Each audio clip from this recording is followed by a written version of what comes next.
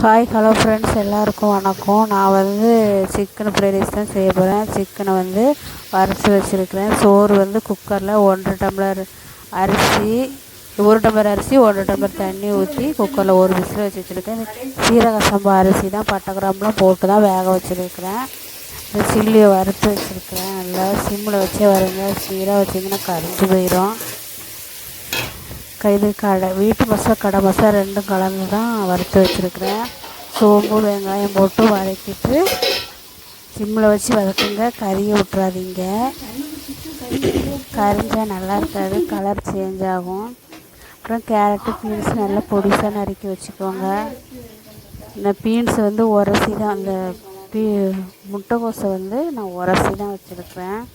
Carrot beans மட்டும் பொடிசாக நறுக்கி வச்சுருக்கிறேன். குக்கர்லேருந்து சோறை எடுத்து நல்லா ஆற வச்சுருங்க, அப்போ தான் உதிரியாக வரும். வெங்காயம் நல்லா வதக்கிட்டு அதுக்கப்புறம் முட்டையும் வறுத்து இந்த கேரட்டு பீன்ஸ் எல்லாம் போட்டு நல்லா வதக்கி தண்ணி ஊற்றி உப்பு போட்டு வேக வச்சுட்டு அப்புறம் முட்டையும் பொரித்து போடுங்க.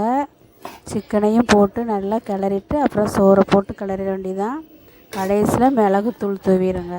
அப்படின்னா தான் சிக்கன் ஃப்ரைட் ரைஸ் மிளகு வாசனைக்கு நல்லாயிருக்கும்.